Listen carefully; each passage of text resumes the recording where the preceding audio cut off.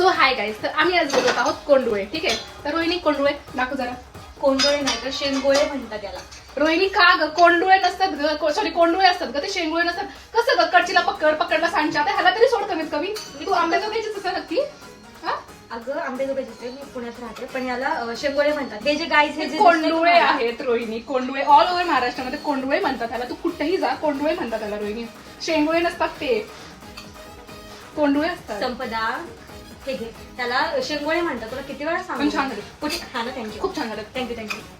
कोंडुळे हे गाईज तुम्ही सांगा की तुम्ही याला काय म्हणता. ज्वारी, बेसन पीठ आणि गव्हाचं मिक्स करून हे आम्ही बनवलेलं आहे. कोंडुळे आणि याला शेंगोळे म्हणतात, हे हिला पण सांगायला.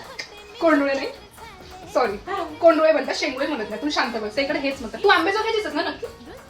तर आंबेजोगाईमध्ये पण कोंडुळेच म्हणतात, शेंगुळे कुठेच इतर म्हणत नाही. ठिकाणी मग इतर ठिकाणी म्हणतात ना. तू गप्पा बस. इतर ठिकाणी म्हणतात, फक्त आंबेजोगाईत म्हणत असतील किंवा मराठवाड्यात म्हणतात कोंडोळे, पण इतर ठिकाणी याला शेंगोळे म्हणतात. अच्छा ठीक आहे, जे काही पण आहे शेंगुळे कोंडुळे पण एक नंबर झाले आहे. तर तुम्ही सांगा तुमच्या काय म्हणतात, कोंडुळे का शेंगुळे? ठीक आहे, चला बाय बाय.